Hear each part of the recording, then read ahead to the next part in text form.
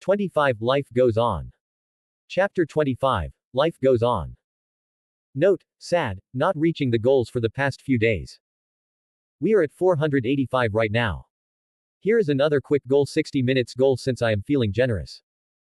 Instead of the 300 goal yesterday, it's 215 today. For reference, we reached 175 yesterday in 60 minutes. So if we reach 700, 215 plus 485 stones under 60 minutes, I'll post another chapter right away. Good luck. Two sofas faced one another with a table between them, where teacups rested. I and Ruby sat on one, while Tsubasa and Mem occupied the other. We chatted about light things as we sipped tea. Hey, did anyone notice that we missed school? Ruby suddenly pointed out, and I did notice. Tomorrow is Sunday, too. So it was a 2-day holiday. It's fine, we need some time to get used to the changes. Especially Tsubasa. Oh, and we should call our family. I think they contacted the police by now.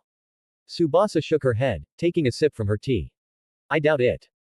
My mother seems to have texted them last night, telling them that we're crashing at Mem Cho's place. We sent a selfie together, where she used a spell to turn my hair black for that moment, so they shouldn't be worrying. We have given Ruby and Mem Cho a brief about Tsubasa's situation. Not everything, but just the bit that she was a super hybrid existence, 25% human, 25% vampire, 25% divine beast and 125% yokai. She was 200% in total, yes, because she was two people in one. The other person inside her just happened to be her mother. The usual stuff. I see, I couldn't help but be impressed by that Catwoman at this point. Your mother is great, not gonna lie. She's kinda weird. A bit quirky, oh, and a slut too. But she is very reliable. Oh my, suddenly, Tsubasa's tone took a turn as her brown eyes became golden. She licked her lips and smirked at me. It can't be that Aqua-kun is building a crush on the mother of the same girl he's been ignoring until now. You're going to hurt her at this point, boy. Black Hanakawa grew comfortable enough with me that she returned to her usual way of speech, rather than the bootlicking she was doing after I had pressed my authority on her. Why are you taking over her without her permission? I looked at her with a frown, and she scoffed. Who said I didn't ask for her permission? Well, I didn't, but come on, that's up to us. We will be making a deal in our heads about this situation. As it is us who are sharing a body, can you not meddle and let the two of us talk it out? She said, looking at me with casual eyes. Sadly for her, I would meddle if Tsubasa asked, but I decided to just shrug and nod for now. Suddenly, she walked over to me, and her eyes met with Ruby's for a moment, which made her smile wider. She ignored my twin and sat down on my lap, putting her arms around my neck. Forget that for now. Instead, I have a favor to ask. As you know, my daughter awakened her vampire blood. The thing is, she needs to have her first feast soon, otherwise she will keep growing hornier. That's why she was so heated this morning, you know.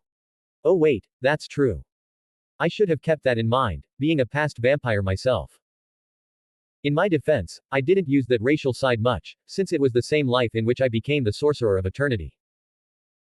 Time magic was much more interesting to me than being a blood-sucking vampire, but I appreciated it since without being a vampire, I wouldn't have survived the time loop I got stuck in back then. That's what inspired me to learn time magic, to begin with. So yes, one of my greatest achievements, to become the sorcerer of eternity, came from me being a vampire. Sweet old days, still gives chills when I recall the loop though. Black Hanakawa looked at me with a glint in her eyes as she spoke, so, I wonder if you have any plans to get me some blood. Fresh. And ideally magical, too. Quit playing, I tilted my head to the side to give her a show of my neck. You can have my blood. Be careful not to suck too much, you might get enthralled. She scoffed, thinking it was a joke, but I was quite serious. She will know if she actually went through it. I wouldn't have let any vampire suck my blood, but since it was Tsubasa, I could make an exception. The woman widened her mouth, her fangs glowing, as she leaned down and bit me on my exposed neck. I didn't as much as let out a whimper as I allowed her to suck. I would have complained about why she was doing it and not Tsubasa, but I could guess that my old friend was too hesitant to do this herself. My hand wrapped around her back, my fingers deciding to run down her spine, pulling her towards me as her spine curved and her chest pressed against mine. She moaned at that, even as rich blood and chi rushed into her mouth, and she hugged me tightly. Ruby, don't look. Mem Cho yelled as she rushed over to our side and put her hands over Ruby's wide eyes. She'd seen too much today. As if encouraged now that Ruby wasn't seeing this, my hands ran down to Black Hanakawa's butt, squeezing down as her body trembled. I spanked her out of some odd instincts, making her moan further. Vampire's succation didn't hurt, it rather had an aphrodisiac effect on people, so I had a raging boner that poked her from under. Her own neck was right near my face, and although I managed to hold back the urge for a long time, the feeling was too good to hold back anymore. I bit down on her neck, though my lack of fangs meant I didn't draw blood, it did make her whimper like a little bitch. Minutes passed, and I felt a little cold on my body. She was sucking too much. She wasn't heeding my advice. I channeled storm chi through my teeth that bit down on her, and she flinched back, feeling her teeth and looking at me with a panting face. What was that for? She yelled, angry and impatient to continue sucking. I rubbed the wound on my neck that was beginning to hurt now. Shut the fuck up, I told you to not suck too much. I understand my blood must be irresistible, but I don't want my friend to become enslaved to me. I couldn't help but growl at her. My soul was special, that's how it held the authority of a white tiger. Likewise, despite not being a vampire in this life, my soul, and by turn my chi, should have vampire properties if someone looked deep enough. Since she wasn't just sucking my blood but my chi too, she could potentially endanger herself by enthralling herself to me. After all, when a lesser vampire drank the blood of a greater vampire without killing them first, they'll become slaves to the greater one. And indeed I was a greater vampire to her, as I was a god. My fifth life, my longest life until then, was the life where I achieved divinity for the first time, effectively turning myself into a deity of time and blood. With the lack of faith bullshit. The woman growled, before pouting. You are such a dirty little boy. Giving me such a taste only to tell me I can't drink as much as I want. Wanna fuck? Have some shame and get off me. Maybe I shouldn't have spanked her as I said that because she made a moan while grinning. Boy, you have no idea how much I want to tie you up and return all of these spanks tenfold.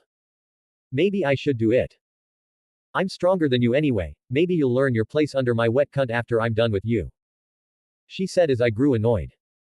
I almost brought forth the white tiger icon to teach her a lesson, but I knew it wasn't worth it. I really needed to reach Underlord. At least, just the scowl on my face made her back off, clicking her tongue. No fun, both you and my daughter. How I gave birth to such a goody two-shoes is beyond me.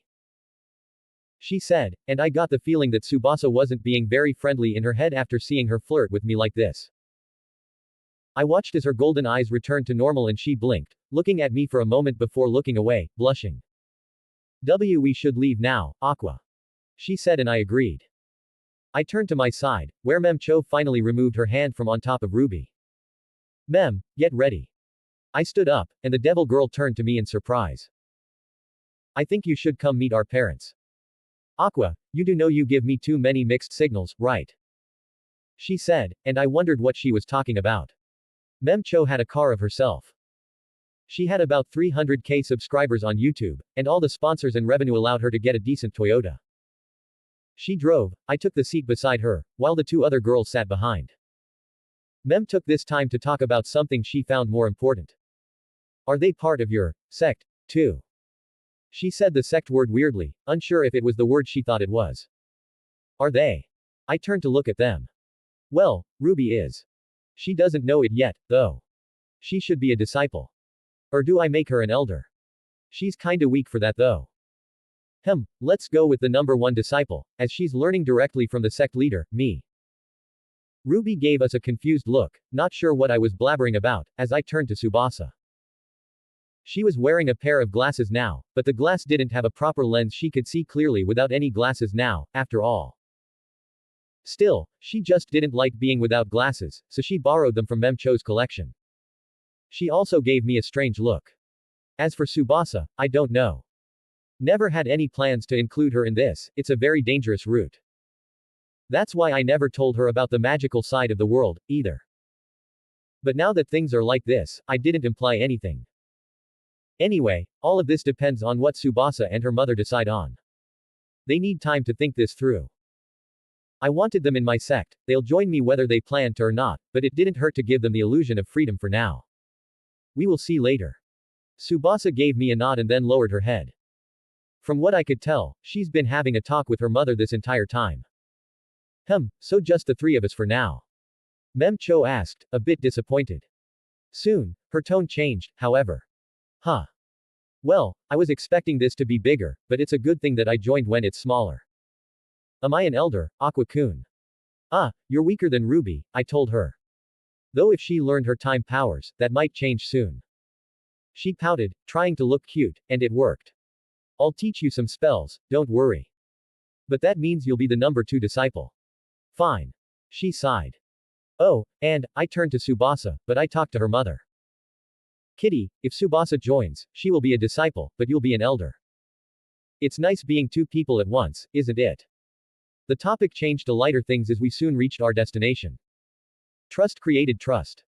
Mem Cho's help was greatly appreciated, and I wanted to show her that. I could have probably done without Mem Cho anyway, but it would have been so much more troublesome. When we reached our home, all of our parents were in I's house. The car stopped before the gate, the gatekeeper opened it after seeing me, and we went in. The doorbell rang soon after, as we waited for it to open. Why do I feel nervous? Because it's unwise to take this as meeting your boyfriend's parents, I told her, but it didn't have its desired effect as I wrapped a hand around her waist teasingly. I even leaned down a little to kiss her head. It's fine, you'll be fine. My family is very understanding. Sure. Then, the door opened. Miyako stormed out and hugged Tsubasa without any weight. I locked eyes with the younger girl and saw a flicker of gold in her brown eyes. When I gave it a glare, the flicker stopped and the usual brown remained. You dummy, where did you go? I was worried, you know. Miyako cried as she hugged her daughter, and her daughter bore a guilty expression as if she had just burnt the world. She trailed off. Thankfully, Uncle Ichigo appeared then to save everyone from an emotional situation. Hey, Miyako, come on, give her some space. She just wanted to be alone, but she wasn't feeling sad for sure since she went out with Aqua and Ruby and even hung around Mem Cho. Oh. Mem Cho is here. Mem Cho waved a hand, smiling softly and surprisingly not feeling awkward. She found this situation sweet if anything.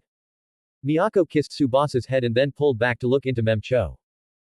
She threw her arms around Mem Cho suddenly, beginning to cry as she thanked her. Once again, Mem Cho took it well. A mature girl, this one. Oh my, what am I doing, please, come inside. Miyako wiped her face and pulled us in. Before stepping in, Mem leaned toward me to whisper in a happy voice, your aunt and auntie are great people. Now I can't wait to meet your mother. Also, don't they look familiar or is it just me? Soon, she realized she was right. They did look familiar. When she met my mother, her jaws dropped nearly to the floor and her eyes rolled on her head. Hey, Mem Cho, I know you. Thanks for taking care of my son. As a social media influencer, she knew who the most followed person in Japan was.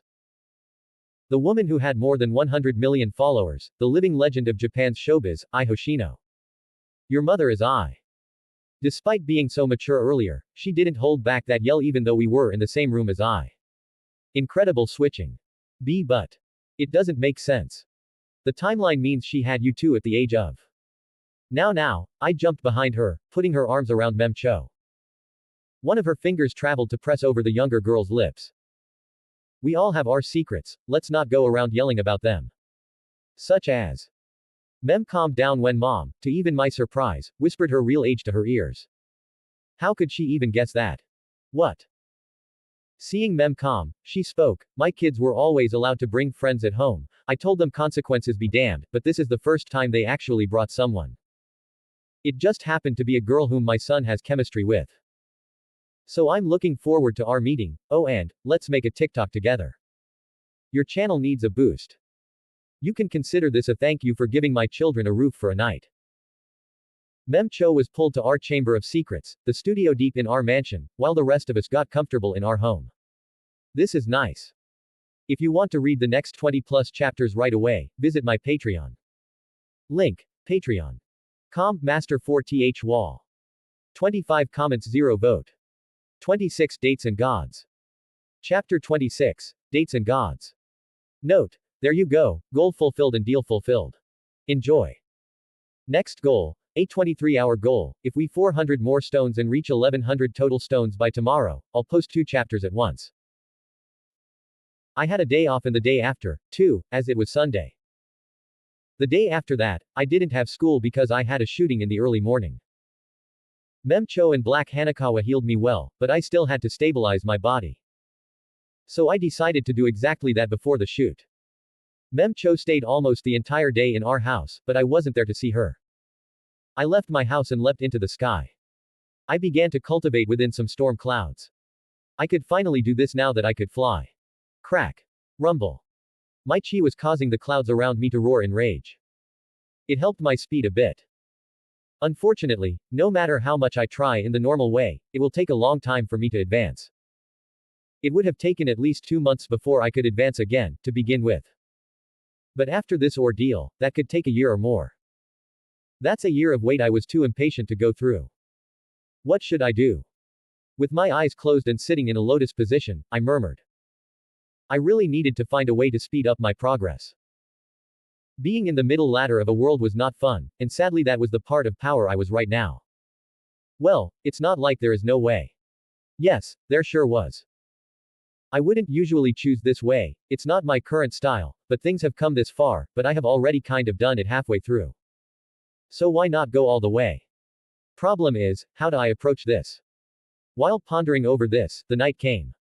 I stabilized my body off everything I went through yesterday.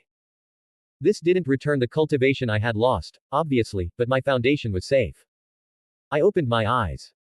The stabilization left me with a clear mind that let me decide the next course of actions. I admit, I couldn't go at this slow speed. The mana in the air was not thin but it wasn't very thick either. Time was important, so I needed to be fast. Alright. Fine. I did lead Tsubasa by her nose and made her feelings for me concrete. It would be a waste to not use this chance, to not use her to grow stronger faster. To be more precise, with the help of Black Hanakawa, my cultivation speed will grow. There was a slight issue though, I couldn't do things with Hanakawa without Tsubasa's cooperation since they're sharing a body and all. So before I could do this, I first had to win over Tsubasa completely. I had to take her to the bed by her own will.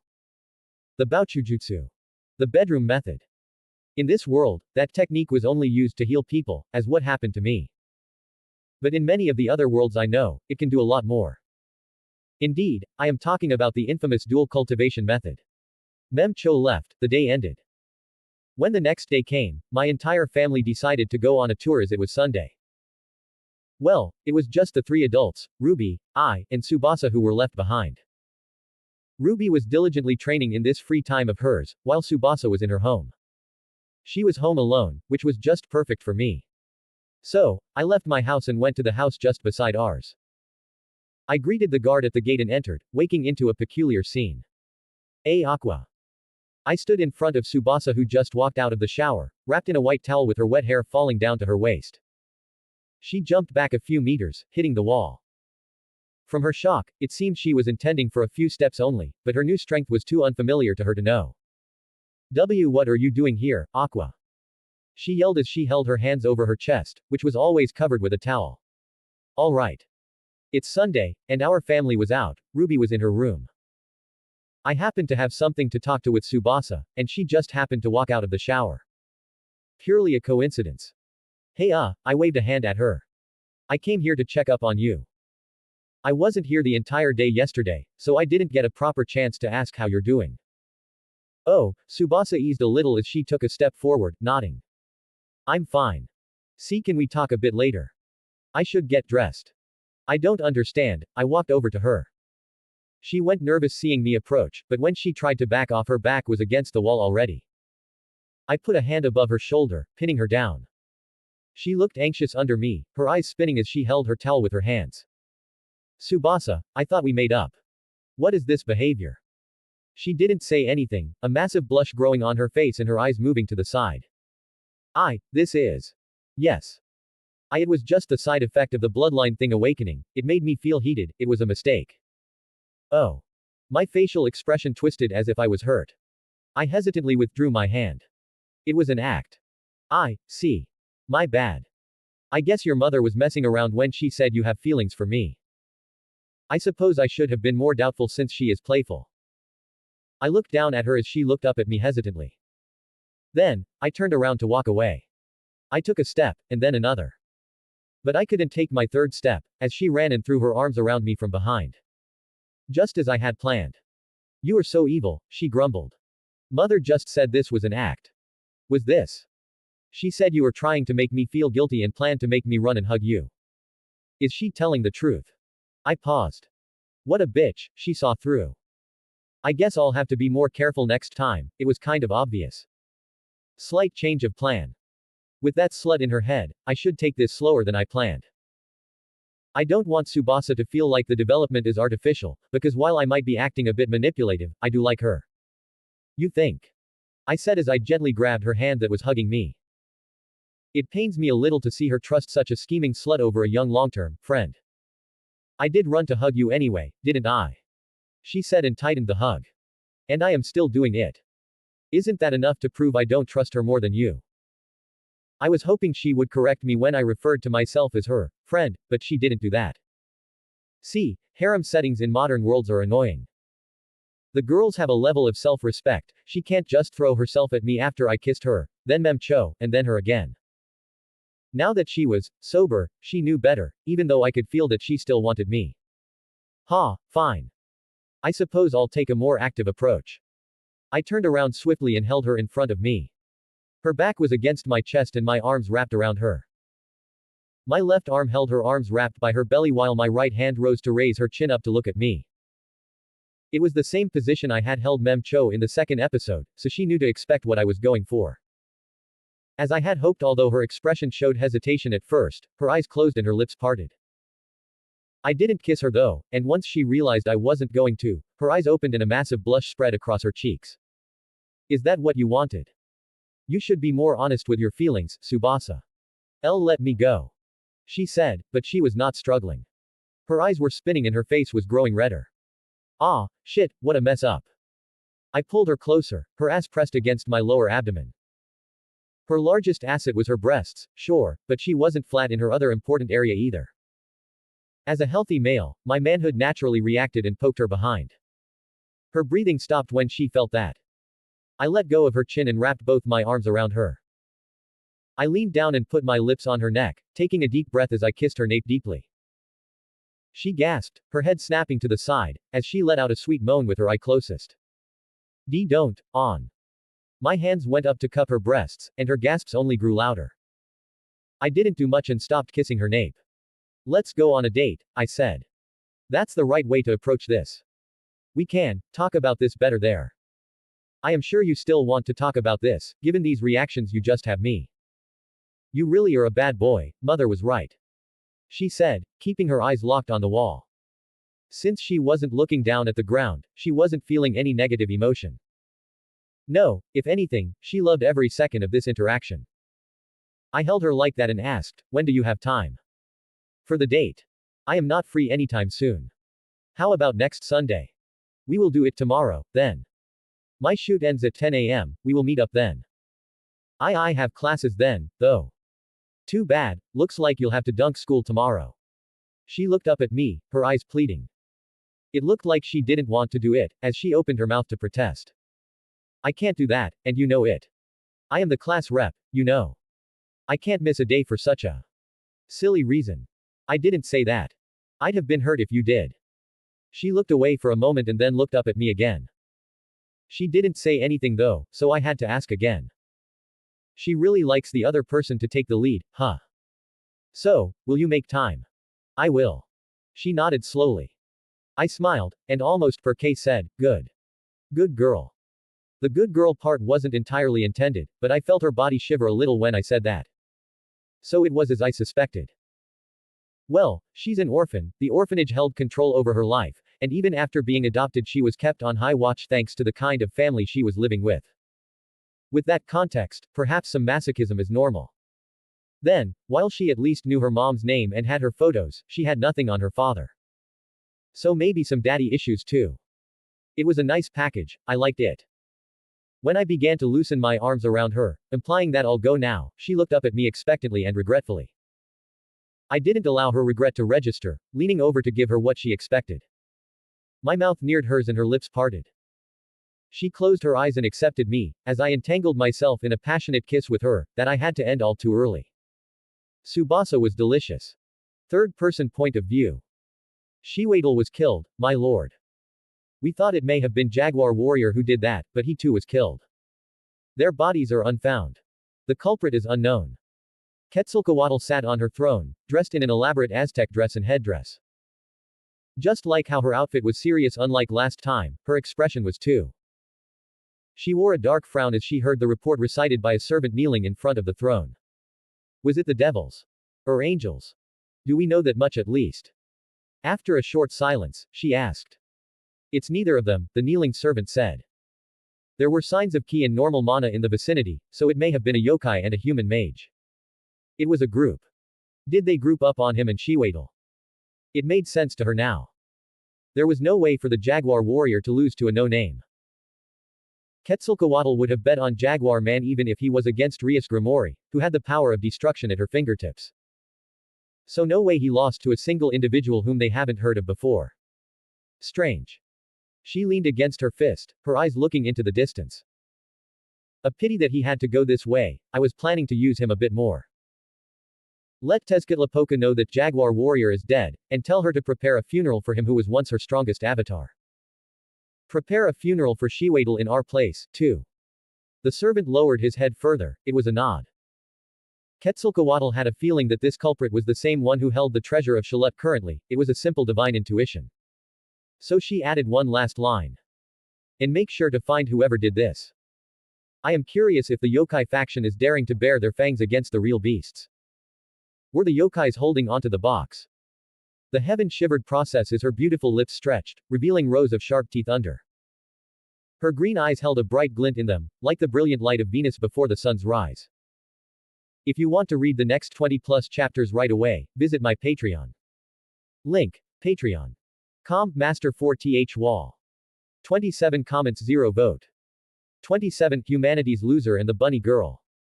Chapter 27 Humanity's Loser and the Bunny Girl. The day ended with not much else to describe. Isn't this too strong? In the beginning, I wondered why you didn't teach this before, but now I understand. Just focus on mastering it for now. Fine, maybe not entirely, as I did teach Ruby a new spell, Humanity's Nova. It was a different kind of magic than the ones she knew, as it was from the magic system in my 7th life, which differed from the one in my 5th life, as the Sorcerer of Eternity. I did simplify it to fit into a typical spell system, as the magic in my 7th life couldn't just work on its own and was supported by technology. It's true that I have never been born into a modern world before, but there was sci-fi. My 7th life was like that, it was a world where space travel and aliens were a thing. I don't want to talk about it much. It was an impactful life. Ruby had 5th circle mana heart. I was supposed to give her a choice of spell concept she wanted to learn back in 4th circle, but she advanced fast, so here we are. My plan was to give her normal elemental options at first, but I changed my mind after this. I was going to give her an original spell concept, I just made it up overnight. Spell concept. Cosmic Magistra of the Scintillating Quasar. A spell concept was basically a path. For comparison, it's like a skill tree from video games. I made this spell concept by taking 2 power systems and making a new one. First was the faith system of my 6th life is the white tiger who was prayed to by many. I could use the faith essence to grow stronger. Additionally, I could get stronger by believing in myself, basically by being brave. Ruby won't become a goddess with this, no, but it will allow her to get stronger in tough situations by resolving herself, but more importantly, she could use the faith of her fans from across the globe, as she would be a famous idol soon, to grow stronger. But my 6th life mostly works as the source of this power, the fire. The execution of it, the techniques, come from the light magic spell tree from my 7th life, which led me to earn one of my most important titles. The Monarch of the Brightest Night. It was a title that resonated with me enough that I had an icon for it. However, that's for later. As I was still in Ruby's room, she spoke. Still, I'm surprised you have such dangerous spells memorized. Ruby said as she looked down at her hands. The spell I just taught her seemed to scare her a little. As it should. Humanity's Nova. Infused with the essence of unwavering belief, the user sings a soul-shivering song whose notes were old when the universe was young. It converts harmful energies in the nearby kilometers into benevolent forces, turning into light. As the user sings, a scintillating aura appears about her, growing ever brighter and hotter with every refrain. Only when the song ends does the aura explode, discharging its pent-up fury in a blinding, supernoval flash, releasing a wave of quasar energy that destroys everything in its path. It can create a black hole if the user gathers too much energy from the vicinity. A quasar is the brightest thing in the cosmos. It's an extremely luminous active galactic nucleus. Yes, it's a super nuke.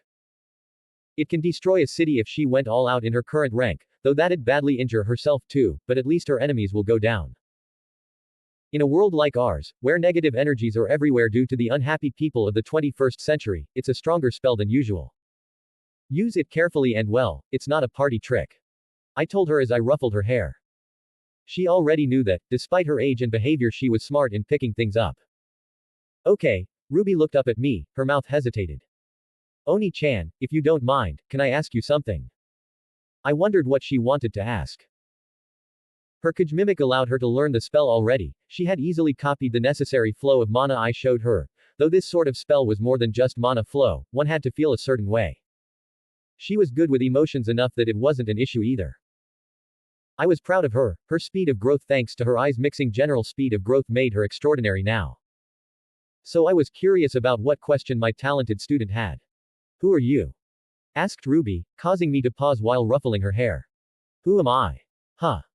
I could ignore it as usual, hit her forehead and move on, but I didn't see any reason to. I opened my mouth and answered, and at that moment even I didn't know what I'll say, because there were too many answers to her simple question. The Venerable One wasn't the answer this time. It was close, but not today. In my entire lifetime, if the Venerable One was at the highest on the evil spectrum, there was someone just as impactful and important in the opposite, the good spectrum. Because while I was the oldest as the Venerable One, the one who was the oldest right behind that was me from my 7th life. Yet, despite being so impactful to my existence, that side was so quiet these days, therefore it surprised me that my answer was him. Hey, perhaps that was because I was passing down his power to her right now. For reasons I knew were stupid, the words that left my lips were something I didn't like. The Emperor. I said. Of mankind. The monarch of the brightest night. The identity I had in my 7th life before I was titled the monarch, was the Emperor. I was the husband of the same woman who sealed my magic till 18, the Empress. I was humanity's last emperor, the only hope against the galactic enemies. I am the failure of a sage for whom humanity fell. The living disgrace, the loser for whose weakness doomed all of humanity. When I woke up the next morning, I found myself in a sour mood. Recalling the past made me dream of some disturbing things. I got off my bed with a groan and walked into the bathroom. I paused in front of the mirror and stared. You've got a date, don't mess it up, I said to myself, looking into my blue eyes that had double stars in them. The stars looked as odd as ever. Normal people couldn't see them, but people with magical sights could. I have always had one star except for situations when I stepped out of my current identity. The first time it happened was when I murdered the shut-in weeb bastard back when I was 4, but then it went back to normal. However, right after I kissed I and decided on the course of action, both my eyes had stars. Now, the usually white stars were larger and darker. They appeared creepy. I paused in front of the basin and looked into my reflection. Happy thoughts. Happy memories. It took me a minute but I was used to these things so it passed. Though, the word, happy, was quite subjective here as I was basking in the memories of my 9th life where I was murdering orphans and eating dead men.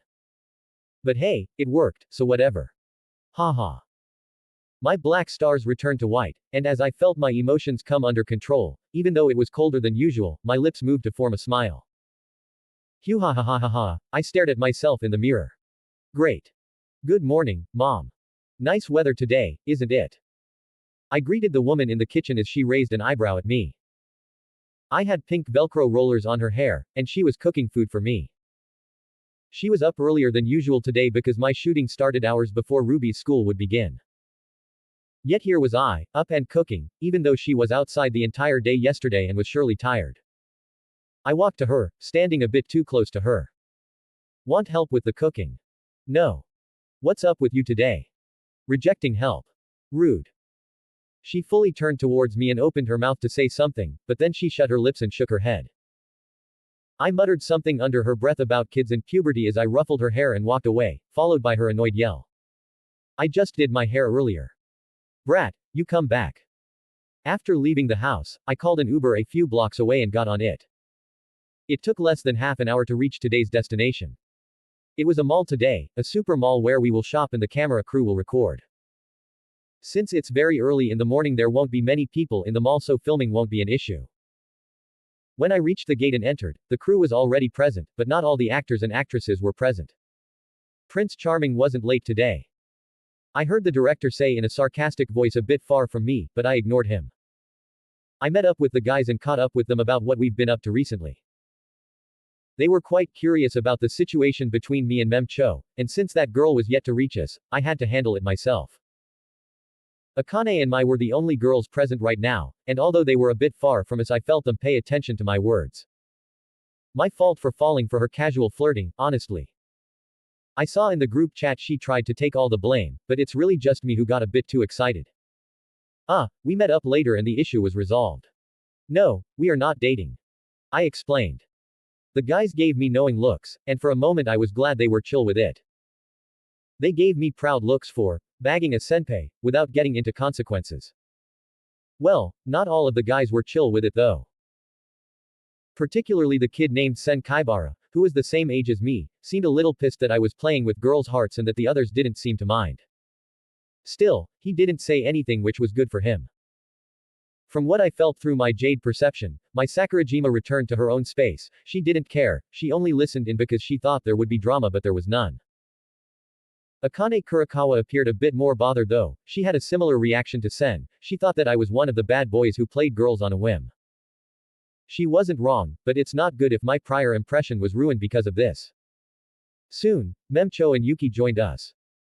The latter gave me a cold stare before ignoring me, which was what was going on, so it was great for me. The shooting began and we were divided into groups. Memcho didn't join me. I had instructed her days ago to try to show a tension between us, so she couldn't just hang out with me in front of the camera yet. The audience will be annoyed that we were not interacting, and curious about what may have happened between us for us to not even talk when the cameras weren't rolling. But I wasn't doing this for audience clout, of course, I just wanted her to stay away from me so that I could pursue other girls. Sadly, that plan of mine wasn't working very well. Memcho was gone, sure, but my main target Akane was acting weird. Kun, can I go on my own? Said Akane, looking uncomfortable. As I've said, we were divided into groups. I luckily fell into her group, but after just 3 minutes of walking around, she said she wanted to go on her own. I wondered what was the issue, though I did have a general idea anyway. Sad. Must I do it the hard way? It's fine. Then, I'll go this way. I told her and waved my hand, as I walked away. Akane appeared a little surprised, she didn't expect me to go with her whim so easily. Now, she suddenly looked guilty for pushing me away like this. She's too soft. How very innocent. Incredibly naive. Benefit her more than harm, so let it be. Enjoy your solitude. I couldn't just waste an episode wandering around, so I began to look for my senpai. It didn't take long since my jade perception was sensitive to the presence of these magical girls. When I approached her, she was entering a shop. She pushed open the heavy glass door and stepped in, and before it could close, I slipped in with her. Hey, your partner left you too. What a coincidence. Actually, it must be fate. She gave me a side look before continuing to head inside.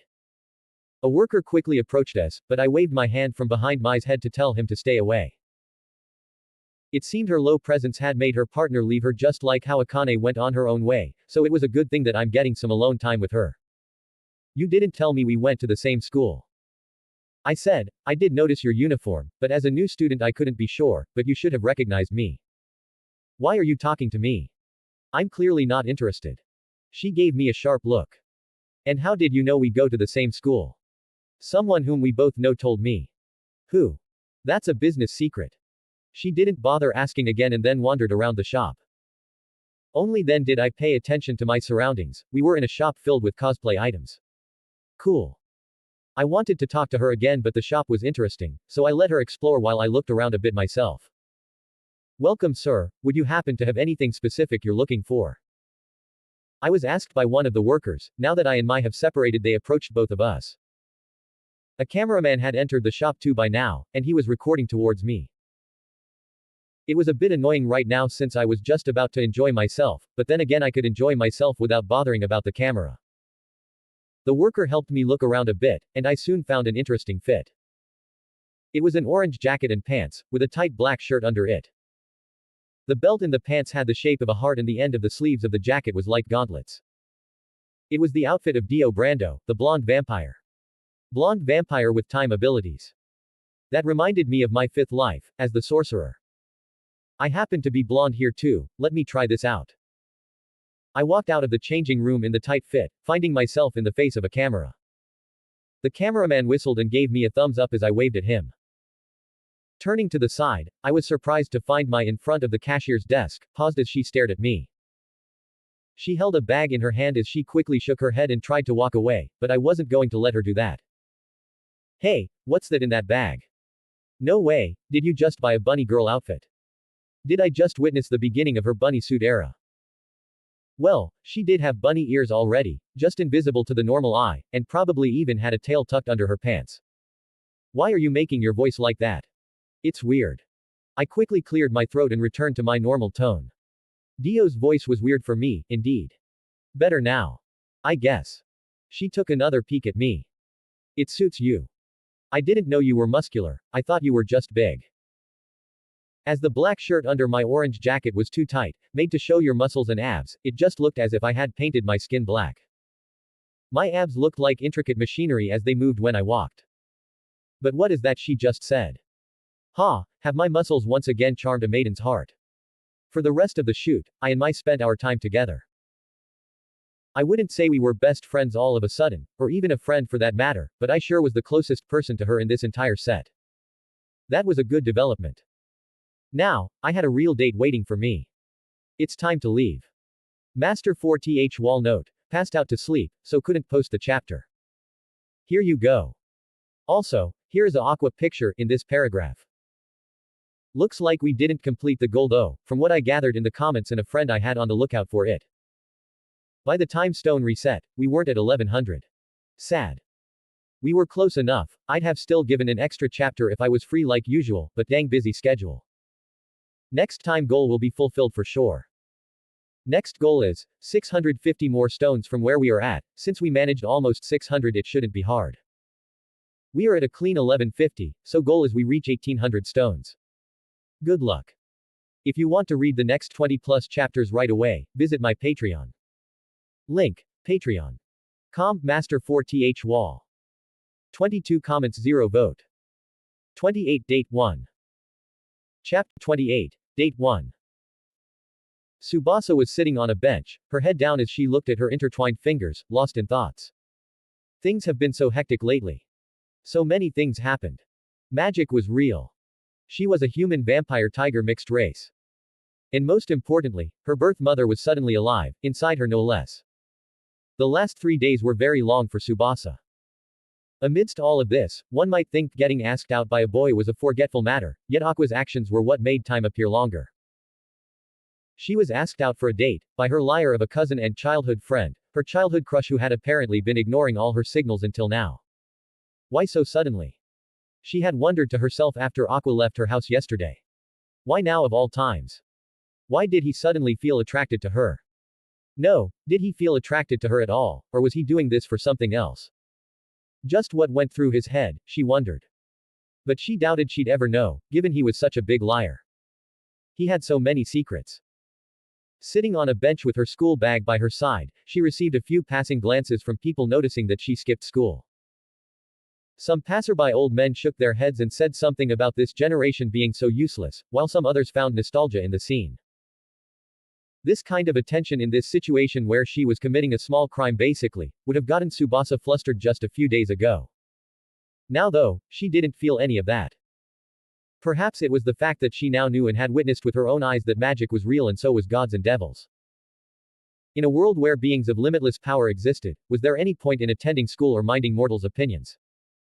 Tsubasa quickly shook her head, muttering, not a good thought, let's move on. She knew there were stars in the distant star systems that could devour our sun. There was a black hole in the center of our galaxy that could devour everything.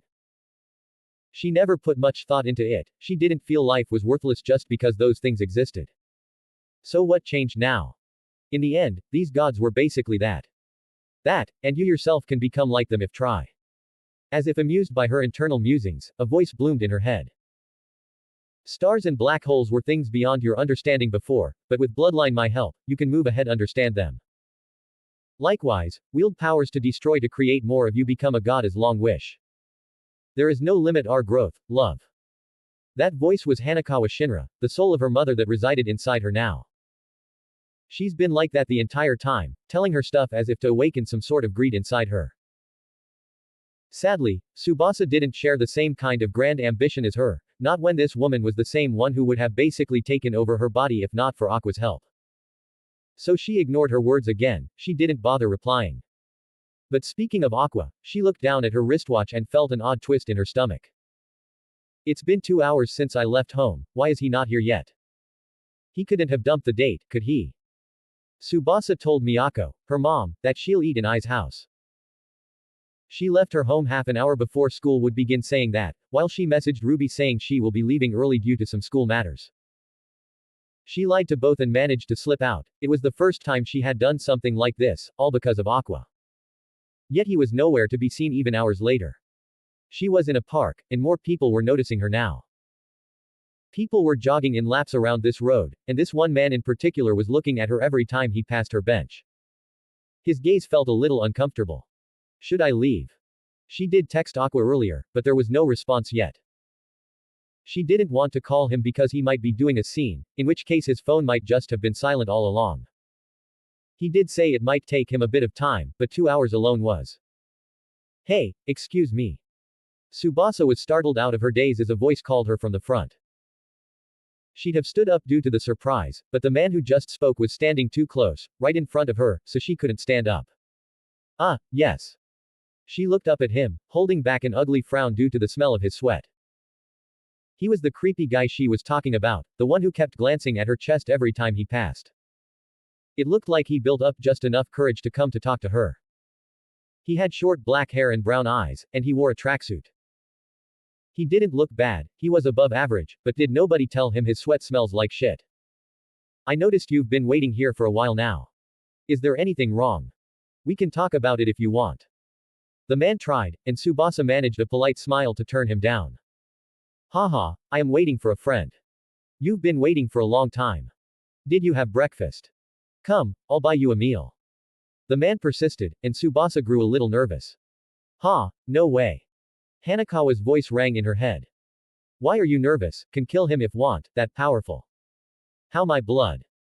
The last line irritated her and she was about to retort in her head, but the man in front of her reached out a hand to grab her by the wrist. Why are you silent? If you're shy, we. The following action was out of pure reflex. She yanked her hand away and threw her other hand at him to push him back, as the sound of bones cracking filled the area and the man was sent flying backward. He flew and hit someone behind him, who caught him in midair. There it is. That's my blood. Ah. Damn. While Tsubasa stood up with a gasp, the person who caught the now unconscious man whistled.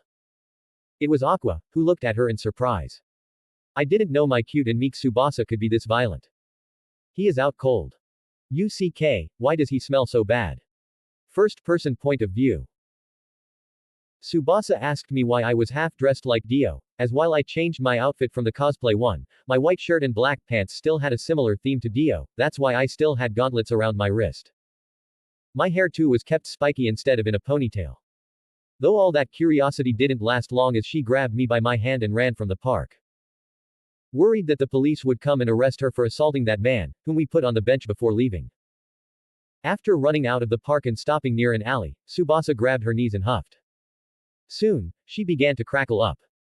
She found this enjoyable somehow well, honestly it was fun seeing her act like this. I laughed a bit too, but it's up to me to take responsibility for this. Sorry for being late, the shoot was longer than usual since it won't air live, the episode will come out in the evening. So they had us record a lot of content that the editors will pick from. It's fine. Tsubasa stopped laughing and shrugged it off. You already told me you might be late. I would have appreciated a text though. Yes, so it's not fine, it's my fault. I said. She waited 2 hours for me, which was not at all fine for our first date. We laughed off this situation, but this could have been bad if you hit him harder. You could have killed him, and that all would have been my fault. She raised an eyebrow. You're being too considerate. Don't you think? When usually you barely care. What's gotten into you? A few seconds of silence passed until I put my hands on her waist and pulled her closer to me. She gasped, a blush spreading on her cheeks, as I looked into her eyes. Well, I'm trying to change the thing that's between us. It would be unusual if I didn't put effort into it. She stared at my eyes for a few seconds, before gulping and looking away. Ask me anything, I'll do it. That will be my compensation for being late. Her expression shifted slightly at the word, anything. Soon, she parted her lips to say something, but I could feel that her answer would be nothing. Before she could speak, however, a burst of speed blitzed past us. Boom. Kya. I would have been surprised if I didn't see it coming, it was a motorbike. Since it came from the direction behind Tsubasa however, she didn't see it and screamed, hugging me tightly all of a sudden. I hugged her back and looked at the way the motorbike went. A moment later, Tsubasa cleared her throat and spoke her mind. Will you take me on a bike ride? Oh. A bike, huh? I didn't think she'd ever ask that. Thanks, bike god, or whoever that was. I could give her a bike ride. But I didn't have a motorcycle. What a dilemma. In the end, I had no choice but to make a call to my sugar. Mama, I said to the phone just when the call was picked up. I, who was about to say hello, gasped from the other side. Hey Aqua. Is that you?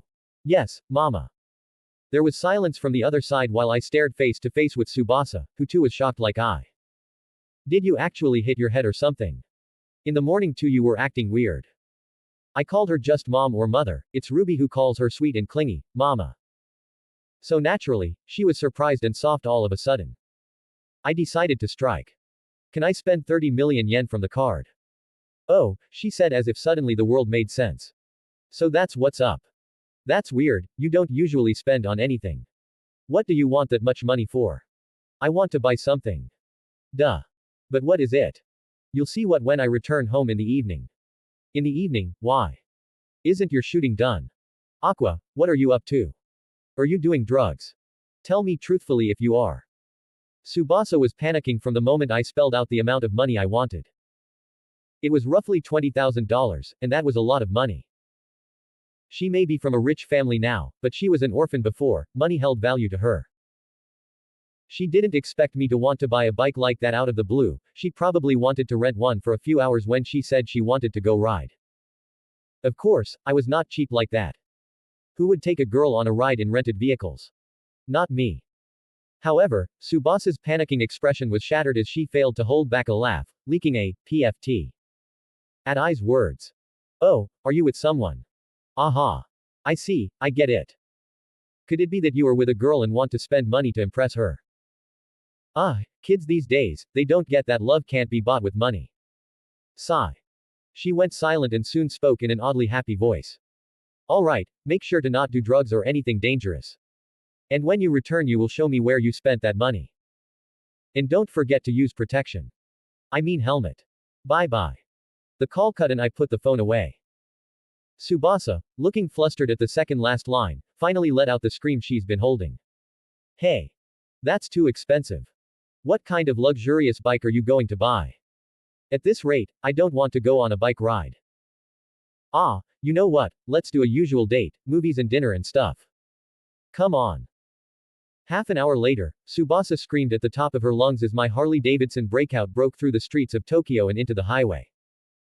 The wind bounced against my face as I practically flew through the almost empty highway. I could feel the power of the engine beneath me as I leaned into each turn. Behind me, Tsubasa sat with her arms tightly wrapped around me, her chest was pressing against my back. I couldn't help but feel a sense of exhilaration as we sped down the road. Surely this wasn't the fastest I have moved in my entire lifetime, or even in this life. Whirlwind Blink's teleportation was faster, but this had an odd sense of freedom to itself. The adrenaline was powerful. What thrill! This made me remember why I had missed the modern world so much in my last life. Riding the bike on an open road with a girl in the back seat, hugging me and screaming, telling me to stop even as she laughed. This was the modern romance that every man dreamt of. Hold still, I said, and since neither of us wore helmets, a dangerous mistake for normal humans but not an issue for a superhuman, I hope she heard me. She must have, because she yelled, what the hell was I planning now? Nimbus stride was what I planned, and the plan took off along with the bike as instead of the asphalt below the air became our road as we shot through the sky faster than before. I heard yells of surprise and horror from Tsubasa, mixed with the screams from the few cars that were in the street below. When the terror passed, laughter filled the air along with the engine's road. Ahaha, what is this? We are flying. We were indeed flying, and we did that for half an hour until I decided to drop in a village area. I had no idea where we were in Japan right now, but thankfully Google Maps still existed. It was a beautiful village near a forest, so we stopped and took some pictures. And even Hanakawa came to take a photo, half possessed. That one was good. Image here. I swear, that woman has such an alluring aura around her.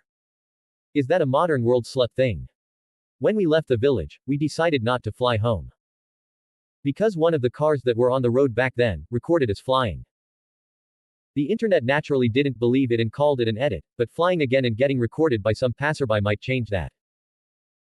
I didn't exactly mind, because it was one of my big goals to reveal the existence of the supernatural to the entire world, but I wouldn't focus on that today as I didn't want to be interrupted on my date. In fact, returning by the road was more enjoyable. We went at an enjoyable pace, from the furthest of Chiba back to Tokyo. Maps said it would take us the entire day to return, and I was fine with it. That was for the better, anyway. The scenery was lovely and the air was fantastic as we took a few stops for meals in roadside restaurants. After crossing the super long Nakajima Bridge that connected Chiba with Tokyo, we soon passed by the Daikonrancha area, which had the tallest Ferris wheel in Tokyo. We were passing by it at an enjoyable pace, as the sun was beginning to sun, when I noticed Tsubasa's head turned to the left, eyes locked on the tall Ferris wheel. Wanna go there? It's late, we should probably just return home now. That's not a no, I said as the bike turned around and headed to the wheel. I suppose that's a good place to conclude the date at. Master 4th Wall note. Only reached 1521, sad. Let's lower the goal to 600 stones for tomorrow. Trade deal. I reach 2121 power stones within the next 24 hours, and you get a bonus chapter. If you want to read the next 20 plus chapters right away, visit my Patreon. Link. Patreon.com Master 4th Wall. 20 comments 0 vote. 29 Date 2. Chapter 29, Date 2. The line's long, we should head back. We already spent 5,000 yen on parking, won't it be a waste to go back now? That's true. I and Tsubasa had to wait in a pretty long line. She was anxious about it being too late, and I was anxious that the sun would set before we could ride the wheel. I wanted to see the sights myself. In the end, I had no choice but to use a little trick. It would have been easier if I could cast spells freely, but I have to make do with martial techniques. Since I already learned 2 of the 3 cloud techniques, this would complete the set. It was a defensive technique. Symphony of the Ephemeral Veil. User releases cloud chi to spread blurry mist around him. Then, by harmonizing their chi with the mist, the user creates a soothing, melodic hum within the haze. While the mist masks their position from enemy eyes, this sound can mask their movements and also distract opponents using their ears, impairing their focus. It can also serve as a form of psychological warfare, unsettling opponents. With the addition of Nimbus Stride and Vapor Cloud's Bombardment, this was the final cloud chi technique I'd learn in Gold. I learned it in a matter of seconds, refreshing my memories of the technique and how to perform it using soul reflection. I took a deep breath in and circulated my chi in a specific rhythm, causing a mist to spread from my body. It spread so fast that normal eyes should have missed the source. What's going on? Where did this? Is this some new kind of tech? Whoa. Is the park trying out new tricks? The crowd panicked as the mist formed with a strange sound. I held back the intensity of the psychological warfare part since that'd be too much for mere mortals to withstand at full force. Hey Aqua. Are you there? I heard Tsubasa call for me as I put my arms around her, leaning down to whisper. I'm here. Don't worry, we are fine, it's me who did this. Hold my hand, we'll move to the front of the line. Oh. Is this legal? As it was my mana that took the shape of this mist, I could still see clearly. I held her hand, which she tightened the grip of, and led her away from the line. I moved to the front of the line and used the mist to push back a bit of space behind the first two people. It'd be weird if I was at the very beginning of the line, so it was better to be second. We are here, I said and circulated my chi again, dispersing the mist just as everything returned to normal and people began to complain. A minute later, amidst the still confused crowd that kept complaining to the workers, we got our tickets and stepped into the iron gate that led to the wheel ahead. We had to wait half a minute as the wheel paused on its spin and a gondola chamber stopped in front of us. It's finally here. Let's go in. I tapped Tsubasa's shoulder and nudged her to step in, and as she did I followed behind her. Once we were in, we closed the door and sat on seats that faced one another. The wheel began to move. Even when we were so close to the ground, the view was amazing. As it moved up, it paused every now and then to let passengers step into the other chambers. The two of us spent our time looking outside and chattering about the sights we saw. I had moved beside her by then, kneeling on the seats and looking out via the windows behind her seat. Look. It's the Mori JP Tower. The tallest building in Japan, standing at an impressive 325 meters. We could see it from this high, and this wasn't the tallest we could be. We were going higher. A few more minutes passed, and we were at the very peak now. The sun was visible from here, in the western sky, as it was preparing to dip into the horizon. We both stared, this time we didn't talk. The beauty of stars could make anyone speechless, and despite once being a wielder of light myself, this sight earned a moment of silence. It was gorgeous. After a while, the wheel began to move us downwards. We would enjoy another spin, so we had around 10 minutes left on us. We sat back down in our respective seats, just staring at one another. As silence had finally managed to settle on us earlier, it lasted a bit and Tsubasa used that moment to think. My adopted cousin from my adopted uncle stared at me in silent contemplation. That was a beautiful scene, she said. I couldn't have asked for a better first date.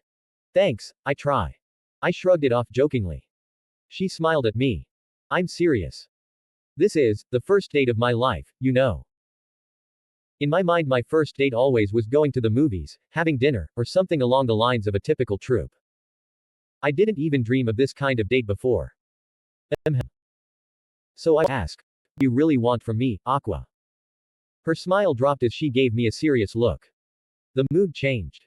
The enjoyable air was still there, but it was pressed by a thick aura of restlessness.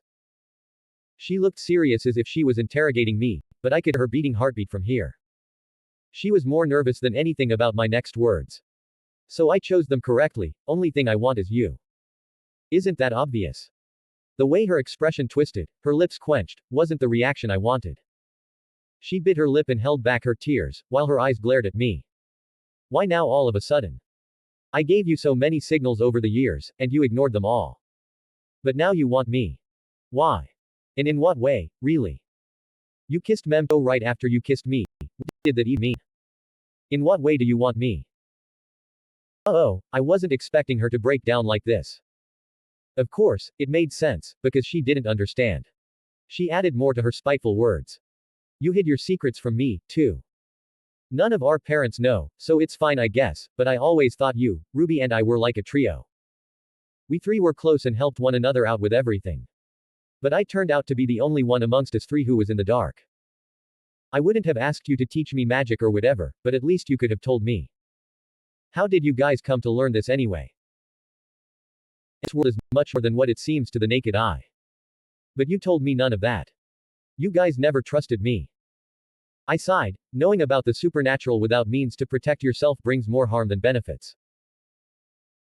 In which case, I'd have had to teach you magic, but that would mean I was dragging you into a uselessly dangerous side of the world without your consent.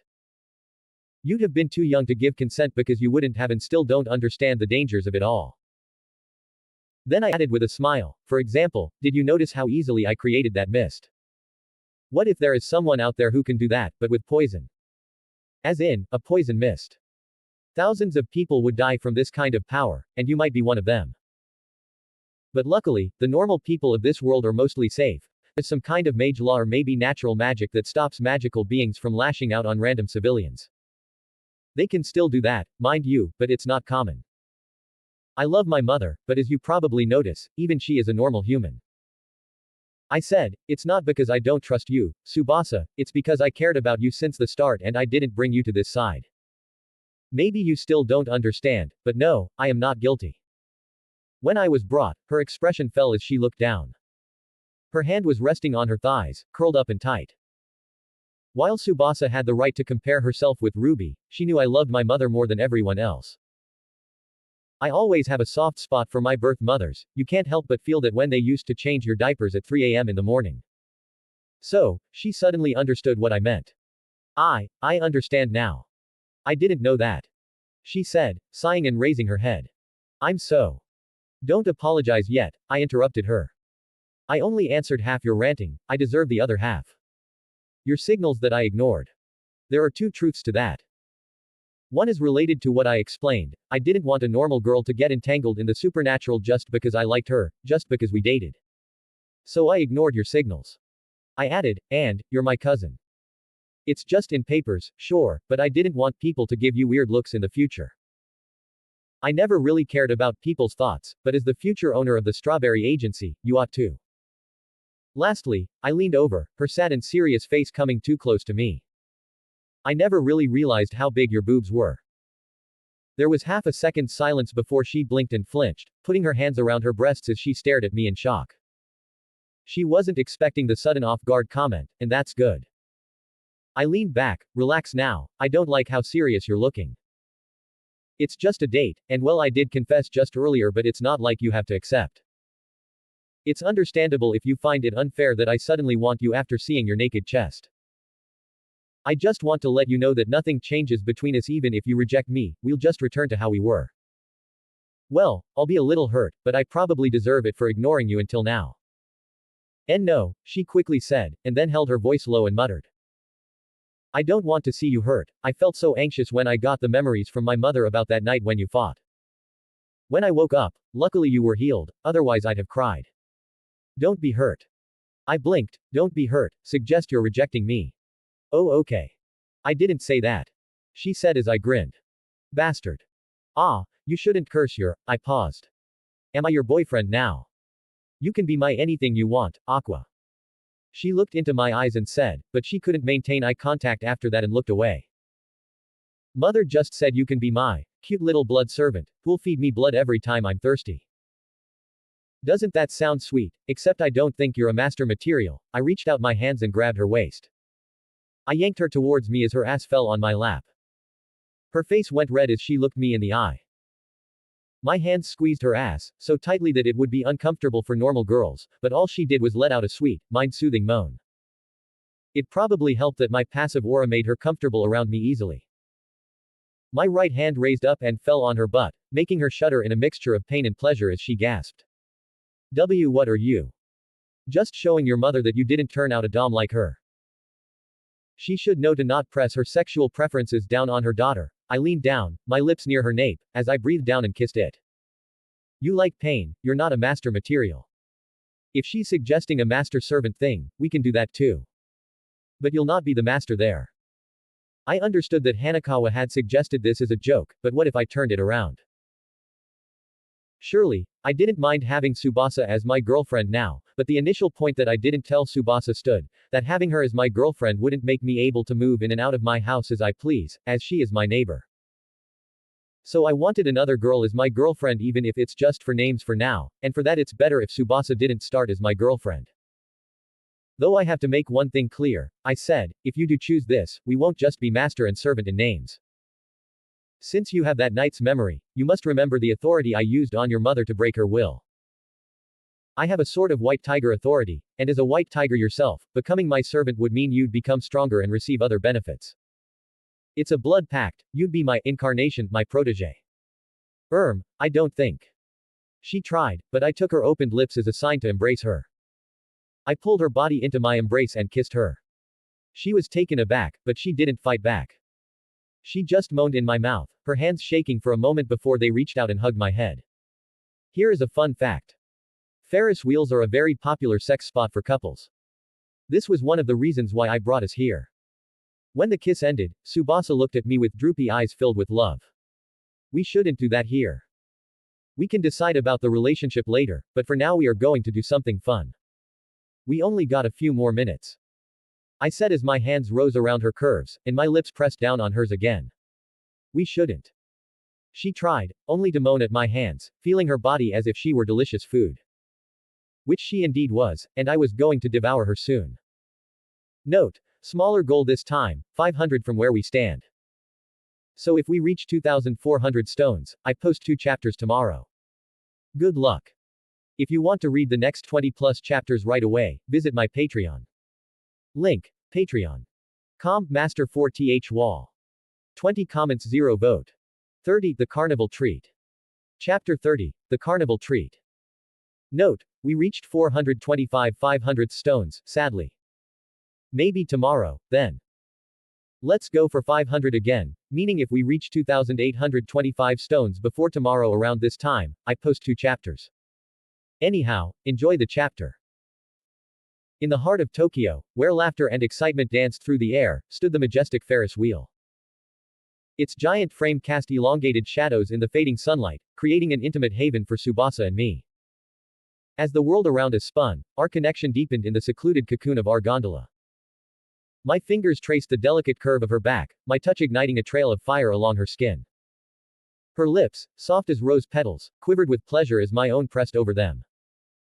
Our eyes locked, and in that shared gaze, the carnival's chaos melted away, leaving only our desires illuminated. Despite her initial hesitation, her fingers soon explored the contours of my chest, and the hard muscles beneath my shirt tensed with restrained longing. At one point, our breaths synchronized, a rhythm of yearning and surrender from her, while I overpowered her with sheer experience. The wheel's rhythmic creaks harmonized with the melodies of our heartbeats, adding an almost voyeuristic symphony to our intimate dance. As the gondola began to drop downwards, our gazes fixated on the world below one last time, a world approaching us. People would be able to see if we got too low, and that'd cause a scene. Aqua. I know. Tsubasa shared my concern as she pulled away from the kiss briefly to call for me. All I did in response was lean over and kiss her nape, taking a deep breath filled with her scent as I licked her throat. I can't stop though, sorry. You're just too delicious. Don't say things like that. She said that, but she moaned as my tongue slid around her neck. My hand slid down the curve of Tsubasa's spine, drawing her closer until our bodies pressed together. The heat of our proximity was intoxicating, a magnetic force pulling us into a realm where nothing else mattered. In response, she let out a moan and her fingers found solace in my tousled blonde hair, her nails careful to not glaze my scalp, evoking shivers that mingled with the breeze that swept through the gondola. Her caution to not hurt me was so cute that I couldn't resist as our lips met in a kiss that was both fervent and tender, a blend of urgency and affection. My hand slid along the curve of her hip, the tips of my fingers brushing the edge of her desire, making her gasp into my mouth. The Ferris wheel's descent mirrored our own descent into vulnerability, the sense of secrecy between us and the world crumbling with each passing second. My lips journeyed down Tsubasa's neck, leaving a trail of tingling sensations in their wake. Her hands traced the lines of my chest, fingers lingering over the rhythmic beat of my heart. In the shadowy haven of the gondola, our bodies pressed closer, the boundaries of cloth and skin melding into an erotic tapestry of desire. My hands, strong and possessive, roamed her body, mapping every inch of terrain with a hunger that matched the fire in her eyes as if she'd run away if let go. Her fingers danced along my back, finding muscles where anticipation met ecstasy. Our shared breaths quickened the symphony of pleasure building as the wheel spun us down to light. My lips found Tsubasa's once more, a hungry kiss that spoke of unspoken promises and a connection that transcended the bounds of mere attraction. Then, we were at the very bottom. I put Tsubasa to her seat quickly and returned to my own. I stared at her, while she stared at the air above my head, her face flushed and her lips quivering still. You look disappointed. That's not true. Is it not? Don't worry, I paid for 2 spins. We have another 10 minutes to ourselves. When the gate didn't open for us and she realized I wasn't joking, her blush reached her neck and she bit her lip. The gondola spun upwards 1 step, and she gulped. Then, embrace me again. She said that, as she grabbed her shirt and parted it to either side, revealing her dignity that was only covered by a black bra. No man could resist that, and naturally I couldn't either. I grabbed her waist and yanked her towards me, spinning her midair and putting her on my back, her back pressing against my chest. My lips kissed her nape while my hands reached out to grab her massive boobs from behind her. In the entire school, the girl with the largest boobs wasn't Rias or Akino, it was her. I was the only one who knew how it felt to hold these, to squeeze them, and to make her moan using them. Ah, gee gently, Aqua. The soft hum of the Ferris wheel's machinery seemed to echo the rhythm of our own heartbeats, a steady cadence of desire that pulsed through the air. With every gentle sway of the gondola, our bodies seemed to meld together, fitting like pieces of a puzzle meant to be united. My hand grabbed her by the face and turned it back, my mouth pressed down to kiss her. She accepted me, putting her hands backwards to gently grab my head. With our eyes closed, we got lost in ecstasy, my hands feeling heaven on my fingertips as I sent zaps of electricity through her nipples, causing my partner to shiver like the wind. As her hand traversed the landscape of my neck, as she felt her body shiver, she instinctively choked me as a low grunt escaped my lips, a testament to the intoxicating pleasure she incited. The carnival lights outside cast a kaleidoscope of colors through the gondola's windows, painting our entangled forms with hues of passion. When the kiss ended, Tsubasa's lips left a trail of hot kisses along my collarbone, each one a step closer to the precipice of ecstasy. I reveled in the sensations, each touch and kiss sending shockwaves of pleasure coursing through my veins. Aqua, she paused only for a moment, her hazy brown eyes locked with mine. I want you inside already, please put it in. My left hand lifted her body upwards as if she was a paperweight, while my right hand pulled down my pants to my thighs, revealing my cock. My left hand lifted her body upwards as if she was a paperweight, while my right hand pulled down my pants to my thighs, revealing my cock that pointed up toward the heaven above. The sun had set, and the moon hung in the dark blue sky. Our gondola seemed to be hanging right in front of the moon, like a shot out of an anime. Soon, the sounds of the carnival around us, once distant and disconnected, became a backdrop to our own sensual melody. The rise and fall of our chests matched the rise and fall of the gondola, our movements only growing faster now that I was on top of her, as her voice reached its all-time high. She moaned for me, and I grunted for her, while her hips moved to entertain my rhythm. I wasn't using any martial techniques, I stopped the baptism now that it shouldn't hurt anymore. I didn't want to drive her insane with too much pleasure in this place, that'd have to wait for the motel I'm going to take her to after this. However, while I wasn't doing magic, her own fingers worked like magic, tracing the contours of my body with a knowing touch that left me trembling with anticipation. She turned around with my dick inside her, her expression filled with pleasure that made her look sleepy and out of this world, as her lips left a searing trail of kisses along my jawline, igniting a fire that burned hotter with every inch of skin she claimed as her own. Tsubasa, I thrust inside while my hand held her small chin, making her look up at me. My other hand weaved through her hair and my fingers tangled in the silken strands as if trying to anchor myself in the whirlwind of sensations. Aqua, she opened her lips and closed her eyes, and I kissed her. Time seemed to lose its grip on us as the gondola continued its circular journey. With each revolution, our connection deepened, our bodies moving in sync as if it was choreographed by some unseen force of passion. Our lips were insatiable, hungry for the taste of each other, each kiss a testament to the growing intensity of our desire. Tsubasa's hands roamed with a purpose, mapping the landscape of my body as if committing every contour and texture to memory. Every touch was a promise, every caress a declaration of our shared longing. I responded with equal fervor, my own hands exploring her curves, my fingers tracing the delicate curves of her slim waist, each touch evoking a gasp of pleasure. On. Why yes, more. I love this so much. Our eyes locked, a silent conversation passing between us, a language of longing and connection that transcended mere words. I leaned in, capturing her lips with a searing kiss, a declaration of my devotion and a promise of what was to come. Our bodies pressed together once more, a tangle of limbs and shared breaths that spoke of a passion unbound by time or space. The Ferris wheel continued its gentle rotation, a constant backdrop to our own private world of ecstasy. With every movement, every touch, every whispered moan, we unraveled further, shedding inhibitions and giving into the primal urge that had brought us together. The gondola became our sanctuary, a haven where our desires could unfold without restraint. As the night sky above us glittered with stars and the moon, our own constellations of passion were written in the depths of that intimate space. Aqua, aqua, aqua, aqua, aqua. AHNG. My name was a chant on her lips, a mantra of desire that echoed through the night. Our bodies moved in a symphony of pleasure, a dance of intimacy that left us both breathless and sated. The Ferris wheel's journey continued for a bit longer, allowing us to enjoy a carousel of emotions and sensations that carried us to heights of pleasure we had never imagined. As the wheel began to reach its stop, our bodies finally stilled, our breaths mingling as we held each other in the aftermath of our shared exploration. Both of us wanted this to last a lifetime, and that's why we left the area in a hurry and I pulled her inside a motel. It was a bit troublesome since I didn't have IDs, but the world was money, it was easily fixed. Soon, Tsubasa laid on her back on a soft bed, her legs spread, and her arms being pulled by my hands as I slammed in and out of her in thunderous love shots. Unlike in the Ferris wheel, I wasn't being as lovely and passionate, I was being pretty rough, but as expected, she loved it. I don't usually let out my rough side on girls first times, but she could endure it, and she liked it, so it didn't matter. Our love-making session continued for the entire night, as we were once again forced to borrow Mem Cho's name to not return home. If you want to read the next 20+ chapters right away, visit my Patreon. Link, Patreon.com, Master 4th Wall. 23 comments 0 vote. 31 Ever-twisting choices. Chapter 31, Ever-twisting choices. As morning came, the sounds of chirping birds were apparent outside the windows. The hotel room was bathed in soft light, creating a serene atmosphere. The white sheets on top of us were still warm, and the faint sounds of the city slowly filled the air.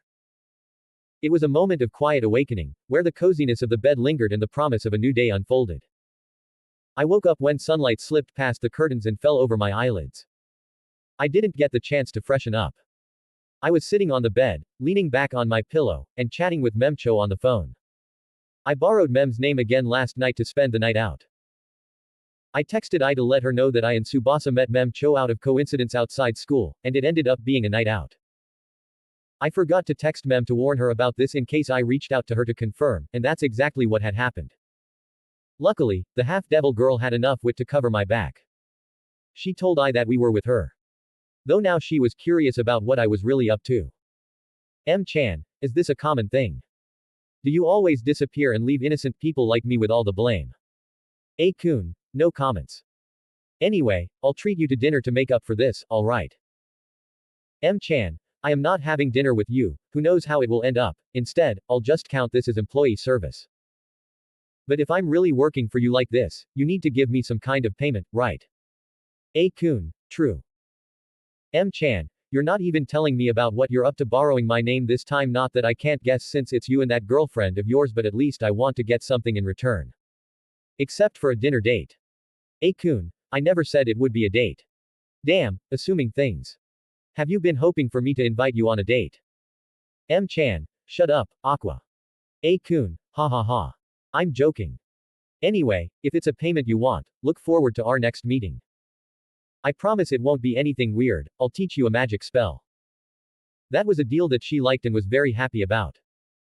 Naturally, every person of this generation liked magic, who wouldn't? As a devil, maybe she knew some magic spells by default, but since she didn't have a teacher and wasn't really connected to the magical side of the world, she shouldn't know anything exceptional. She'll love what I will teach her. As I put the phone down, I already knew that Tsubasa was up. She was wrapping her arms around my waist the entire night, and she was still doing that now, looking up at me with silent eyes. Are you done chatting? She asked, her voice cracked from all the noise she made last night. That realization made her blush as she suddenly forgot how to look me in the eye. It was Mem Cho, looks like mom called her last night to ask about us. I said, my hand reaching out to ruffle her hair. Oh, Tsubasa peeked at me from behind messy hair. That's fine, then. Did I find out? She didn't, I said, and as I did I moved to lay on my side, suddenly a lot closer to her. Why do you sound so jealous, though? It's not wise to be that paranoid and jealous. I'm not jealous. You're crazy. She cleared her throat and pushed her face against my chest, while I laughed and put my hand on her head. I guess the master-servant deal is off then if you're like this, I leaned down to kiss her head. That's for the food, I guess. If you were to become my incarnation, you'd die if I were to die. It's pretty dangerous to share our life together. And if I reincarnate, she will too. So yes, it's a big thing. I don't know why I decided to offer such a thing to Tsubasa, when I knew from the beginning that I wouldn't go through with it even if she accepted. I never had an incarnation through so many of my lives. Firstly, Few met the requirements to be my incarnation, and the few who did meet them, they were either my enemies or girls whom I didn't want to entangle with me in eternal suffering. Tsubasa wanted me for herself. Girls were obsessive like that, a lot more so in modern worlds. So obviously my joking proposal was not what she'd choose. At least, that's what I thought. Surprisingly, the moment I mentioned that we could die together, she paused on her spot. She hesitated and then looked up at me. So it's like, until death do us apart. It would make it so that our love is eternal. That's so romantic. To die together, I mean. Girls are weird. Huh. She reminds me of many others in the past. Except the thing is, if she died, I won't die, and she won't be reincarnated either. It only worked one way. Let's do it. She suddenly said, make me yours. Mark me as yours. I think it will feel far more real than being a girlfriend. We will be literally soulmates, after all. After a short silence, I scoffed at myself and smiled. Sorry if I got your hopes up. I was just joking when I said all that, to tease your mother about the master-servant thing she suggested. Oh, Tsubasa's face deflated. I developed this technique in my 7th life, as the emperor. I wanted to take my queen, the mankind's empress, along with me to my next life when I realized humanity will fall soon. I wanted her to come with me, but she didn't accept. She met the requirements. She was lab-created, created by an alien federation who had captured me out of pure luck and used me to make a female clone out of myself. If only they knew that and she and I would later simply fall in love, sticking together for the thousands of years to come. Naturally as my clone, even though she didn't have any of my memories, she met the requirements to be my incarnation. Yet, she chose to die for good, while wishing me good luck for my next life. After our 48,000 years of life together, ruling over humanity and expanding it throughout the cosmos, she couldn't see herself living a new life in a new world. She said I could do it since I have prior experience with reincarnation, but she wanted to die for her people as it was. I regret it till this day, for being unable to convince her. And since then I decided I'll never choose a partner to be my incarnation if I didn't love them as much as I loved my empress. It wouldn't be worth it to entangle them in the eternal suffering of unlimited deaths if I didn't love them at least that much. Tsubasa was cute, but she was nowhere near the elegance that was the empress. I'm not supposed to linger on my past lives, but for the empress, it would hurt my heart if I gave a girl I just slept with today the thing that she didn't accept. Your eyes look hollow. I closed my eyes and reopened them. My bad, I was just reminiscing.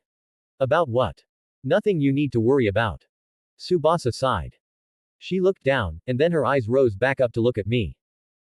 It won't be a healthy dating relationship if you act like this. Sadly, I doubt you'll stop doing that ever. So many secrets, Aqua. Aqua, her hand curled up in frustration as she stared at me. We shouldn't date. I understand, my unhesitant reply made her lips quiver. Slightly unexpected, but it's understandable. I tried to get away from her. Such an intimate position wasn't good for us since she just rejected me. Yet, she held onto me tightly when I tried to leave, her brows furrowed as she glared. What? I don't mean let's be strangers, bastard, she lightly hit me on the chest. If it was a normal human they might have received a few broken ribs. Don't give me those quick and cold replies. A girlfriend and boyfriend are equals, they deserve to know each other's secrets, but since you will never reveal them to me, it's unwise to commit ourselves to that concept. So instead, I am saying that, let us do that master-servant thing, except there is no need for you to do that incarnation process with me. Just take me in as your servant. I knew I loved calling you master, after what we did in the hotel last night. So I want to be yours. I want to be owned. For eternity. Then, as someone beneath you, you don't owe me any explanation. These oppressed Japanese girls really were crazy. I couldn't understand why she was so obsessed with me. I listened to her beating heart, the increasing pace as she hugged me and looked into my eyes. She was so scared that I'd reject her. It said something that she's proposing the offer that I already said isn't possible.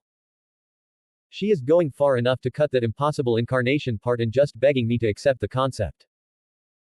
Man, I tried so much in the first half of last night to give her passionate partner sex, yet she fell for the second half's rough side. She really was a masochist, a cute one at that. You shouldn't say such things like you want to be owned. I couldn't help it when I heard words like that. My hand reached out to grab her face, squeezing the side of her cheeks to make her mouth part. Her eyes shook a little at that, and I saw her gulp as she looked at me in expectation. Bad men might take advantage of you, you know. It's all good that you're so kinky, but you have to have some control. I don't mind if it's you, despite her face being squeezed, she said. I trust you, Aqua. More than you'll ever understand. It was quite arrogant to use the word, ever, against me, as I laughed briefly before sealing her lips with mine. My hands grabbed her as I moved on top of her. Her massive boobs jiggled over her body and she struggled just a little before giving in, her body relaxing under my pressure as she kissed me back. Wait, she complained amidst the kiss. Let's stop here. We can't possibly skip another day at school on. When my hand slapped her thighs, she was interrupted with her own moan. Should have thought that over before you decided to give your freedom to me. You've been owned. Now, why do you think any of your choices will matter from now on? School is important, too. Master, please. She gave me a pleading look mixed with irritation, but she couldn't move as I had her arms locked over her head. I'll make one thing clear. I can't see you as my servant or slave. You're too good of a girl for that. I paused in what I was doing to let her know. But since you like calling me master so much, I'll take you in as my disciple. That doesn't include your mother, though. You, Tsubasa, are my third disciple, while I am your master. This means I'll do a lot more than just fuck your brains out. Look forward to some power upgrades soon. Before she could respond, I spread her legs and pushed my pleasure shaft inside her, her expression twisted to fit my desires as she let out a slut-like moan. Fuck school. A 2-day-long date was a good date. I did have to use a lot of excuses to shut up both I and Uncle Ichigo who called. Instead, I took my lovely disciple out to buy her some new clothes, and then take her to Starbucks for some morning coffee. What would you like? I asked her, standing in front of the counter. Anything that you'll take, I'll take that, master, Tsubasa paused, realizing what she just called me in public. Her face flushed and her eyes shifted to look at the lady behind the counter, who looked at her with a raised eyebrow. I meant, Aqua. Unbelievable. I shook my head and casually ordered 2 glasses of iced matcha tea, pretending I didn't hear anything. Soon, we took a seat in one corner of the cafe, sitting facing each other with our cups in our hands. Can I talk to your mom for a bit? I asked, causing the still flustered Tsubasa to grow more worried. Her eyes seemed to spin behind her round glasses as she smiled meekly. No, I am not going to complain to her or anything. Just call her out. When Tsubasa nodded with a sigh, it's as if the weather changed in a matter of moments. Her shy and meek expression vanished, a strong and cold expression took over. Her purplish-brown eyes changed with golden ones as the lady in front of me crossed her legs, lifting the cup of coffee to her mouth as she took a sip. What do you want? The woman who was clearly irritated that I had tamed her own daughter, said. Just wanted to see you in a choker, I said as I took a sip of my own, my eyes locking on the thin black fabric around her neck. Her eyes twitched as she chuckled, and she smirked. You're lucky she didn't let me out last night, or even during this morning. Or else I'd have shown you what domination really feels like. Little brat, don't let your head get too big just because you tamed a masochistic little girl like her. I held back a laugh. It was funny seeing her mad because of this. But I didn't call her here to mock her. Look, I need your help with something. Teach Tsubasa how that Baochujutsu thing works, mainly teach her how to control Tuki. I want to experiment with something. Initially the plan was to ask Tsubasa to take her mother use her body for a while so that we could fuck, but now that I think about it that would be absurd for her to agree with. So it's better for her to learn the technique herself, and then I can study it to modify it to work as a dual cultivation art. To my annoyance, the woman smirked and I knew this would be a hard nut to crack. Oh. And why should I help you? Don't get me wrong, I'm grateful you let me stay in my daughter's body, but I am sure I paid you back for that. Unless you're the type to betray your benefactors. I'm not saying I won't help you, but what do I gain in return for helping you? After I spent a minute wondering, I quickly realized there was no need to plot for this. If what I know about her is correct, she will agree to help me just because of the benefits she will receive from dual cultivation. As the name suggests, it's a dual art. I'm not the only one who'll be benefiting from this. So, all I had to do was to tell her about this. She was skeptical if I could actually make such an art, but she had seen me do wilder stuff so she trusted quickly. I have actually heard rumors that in the distant past, techniques like this did exist. These days they are just legends, though. Fine, I'll trust you. I'll teach her. Since I'm in her head, she should be able to perform it relatively well in no time. The woman said, nodding to me in agreement. Then with this, you'd be an official part of my sect too. I told her. Let us see. I am the sect leader, you're the elder. Ruby is the first disciple, Memcho is the second, and Tsubasa is third. Not bad, we have 5 members already. The woman laughed as if she found this funny. Did it appear a joke to her that a 15-year-old was making his own magical organization? Boy, what are your ambitions? She asked in a curious yet serious tone. You are a really special individual, it does make me wonder what you really want. Hey, that's too big of a question. I told her with a smile that didn't reach my eye, she took the hint and scoffed. Fine. What is the sect's name, then? The name often goes along with the ambition. She leaned over, putting her chin on her hand as she did. The name, huh? I wondered. I already had one in mind, but the reason I never said the name on my own was because a similar name had failed in the past. So I wondered if this new, corrected name will follow that footprint, or if I will succeed my sorcerer self. The Nexus of Eternity. That's the name. I said as I stood up, watching her pause on her spot for a moment, wondering if I was just being a Chunabu or if the name went as deep as it meant. Staring from my 5th life, after I got stuck in the time loop, I pursued eternity. In the lives afterwards, except for my 8th life, I wanted my lives to never end. That's why all my lives were progressively older after the 5th, excluding the 8th life. I was just a suicidal maniac in my 8th life, after losing my all in my 7th, so it's understandable. Now though, in my 11th life, after I died as a normal doctor in my 10th, I wanted this to last an eternity.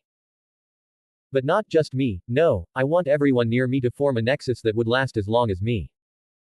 Like my most, I don't want this life of mine to end. So. Eternity it is. Editor at Shortmotor Note, Blood thinks she's Kimmy. Author at Master Fourth Wall Note, Fr. Editor at Magnus Note, both Shortmotor and Fourth are shameless. Unlike me, the epitome of masculinity. Author at Master Fourth Wall Note, mad coping happening here. 21 comments 0 vote.